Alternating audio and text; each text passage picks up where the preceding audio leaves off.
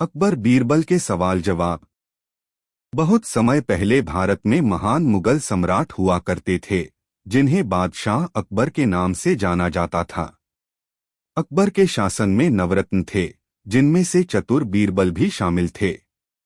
बादशाह अकबर बीरबल से पहली बार जंगल में मिले थे। जब वह रास्त भटक गए थे, तब बीरबल ने उन्हें रास्ता दिखाया। उस समय बीरबल को महेशदास नाम से जाना जाता था। अकबर ने महेशदास का नाम बदलकर बीरबल रख दिया था। साथ ही बीरबल को विशेष सलाहकार के तौर पर अपने दरबार में नियुक्त किया था, क्योंकि बीरबल अधिक बुद्धिमान थे। वह अपने ज्ञान और चतुराई से हर सवाल और उलझन का हल निकाल दिया करते थे। बीरबल बेहद कम समय में महाराजा अकबर के चहेते सलाहकार बन गए थे। इस बात से उनके सभा के अन्य मंत्री और महामंत्री बीरबल से जला करते थे। यह जलन उनके साले मानसिंह को भी थी। इसलिए एक दिन मानसिंह ने बीरबल की परीक्षा लेनी चाहिए। उन्होंने बीरबल से 3 सवाल पूछने चाहे। महाराज अकबर ने भी बीरबल की परीक्षा लेने की अनुमति दे दी। आसमान में कितने तारे हैं? मानसिंह का पहला सवाल था कि यह पहला सवाल था। यह सवाल सुनकर बीरबल से जलने वाले अन्य दरबारियों को खुशी होने लगी। महाराजा अकबर भी सोचने लगे कि क्या बीरबल इसका जवाब दे पाएंगे। बीरबल ने मुस्कुराते हुए कहा, इसका जवाब तो बहुत ही आसान है, और दरबार में एक भेड़ को लाकर कहा, जितने इस भेड़ में बाल हैं, उतने ही आसमान में तारे हैं। अगर मानसिंह जी को अभी भी संदेह है, तो भेड़ के बाल और आसमान के तारे गिनकर तुलना कर सकते हैं। बीरबल की चतुराई देखकर बादशाह अकबर मुस्कुराए और कहा, क्यों मानसिंह जी, आप गिनकर तुलना करना चाहते हैं? धरती का केंद्र कहाँ है?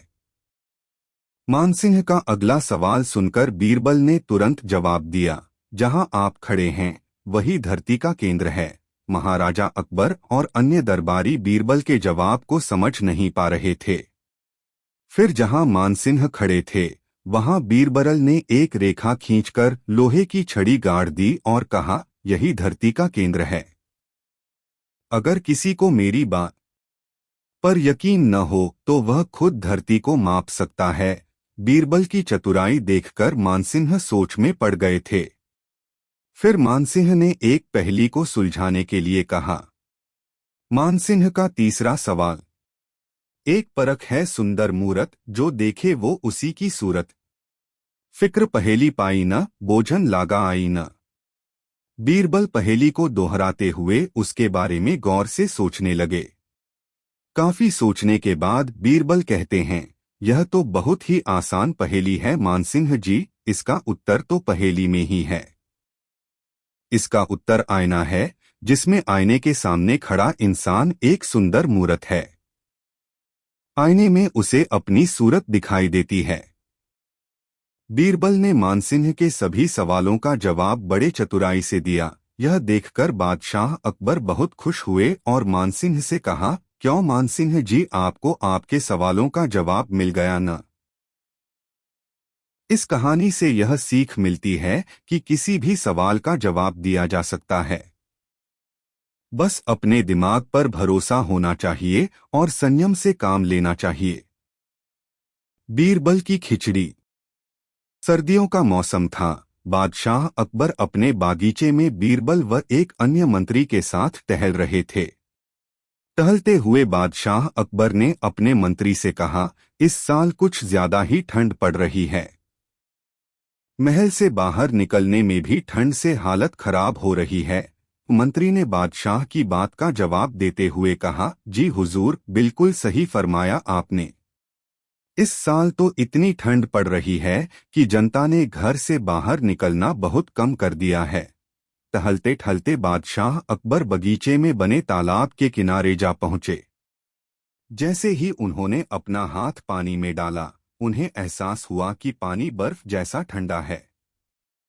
पानी से हाथ बाहर निकालते हुए अकबर ने कहा, सही कह रहे हैं, इतनी ठंड में कौन घर से बाहर निकलेगा।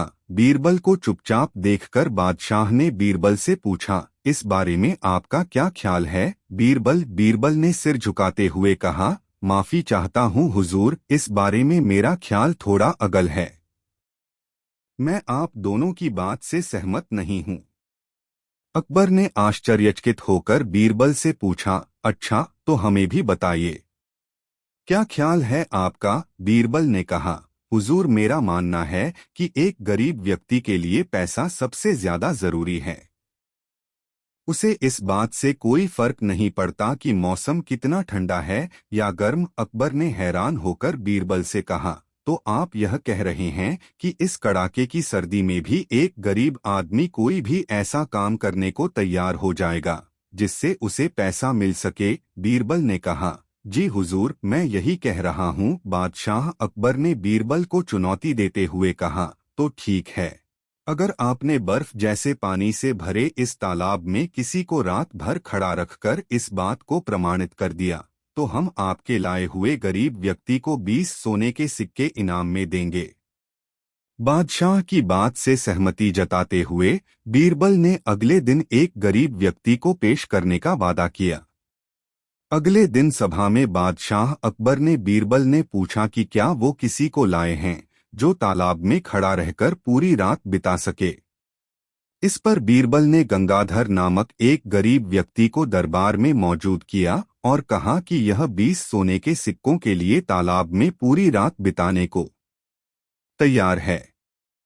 बादशाह अकबर ने सभा समाप्त करते हुए कहा कि ठीक है, 2 सिपाही इस व्यक्ति की रात भर निगरानी करेंगे।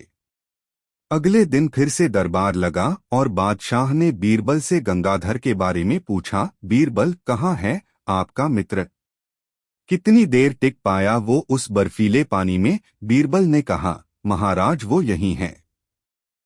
मैं उसे दरबार में पेश करने की इजाजत चाहता हूँ। बादशाह की इजाजत मिलते ही बीरबल ने गंगाधर को दरबार में बुलाया।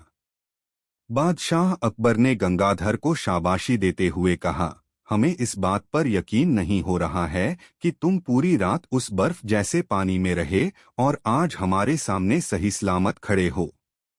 यह तुमने कैसे किया? पूरी सभा को बताओ।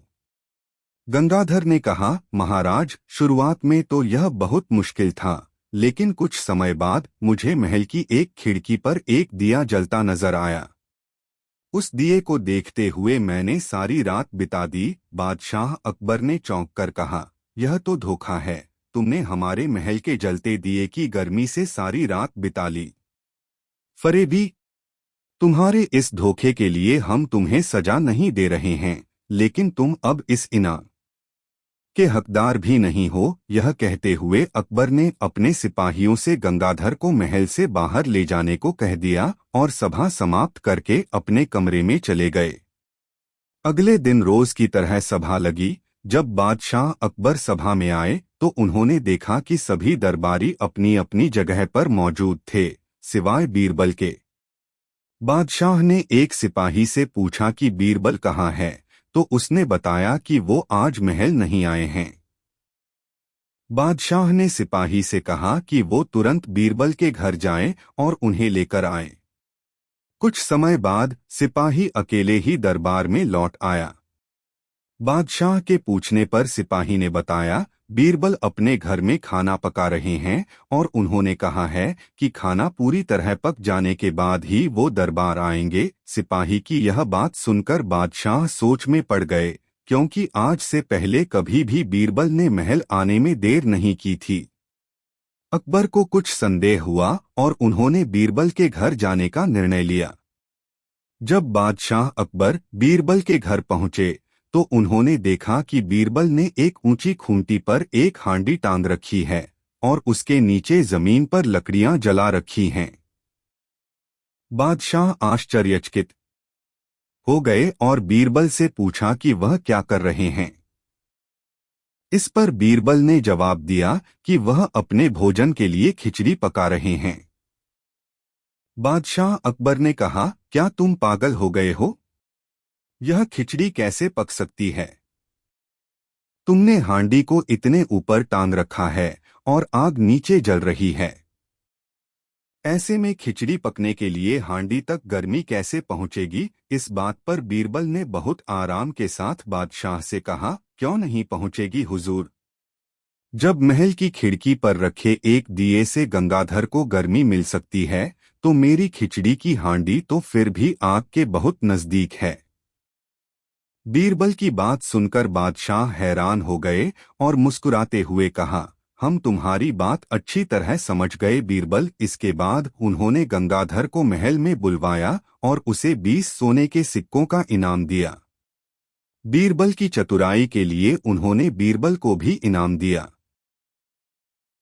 बच्चों, बीरबल की खिचड़ी की कहानी से हमें यह सीख मिलती है कि दूसरों की सफलता के पीछे किए गए परिश्रम को जाने बगैर उनके बारे में राय नहीं बनानी चाहिए। अगर आपको ये कहानियाँ पसंद आई हो तो हमारे चैनल कोको हिंदी स्टोरीज को सब्सक्राइब करें, वीडियो को लाइक करें और अपने दोस्तों के साथ शेयर करें।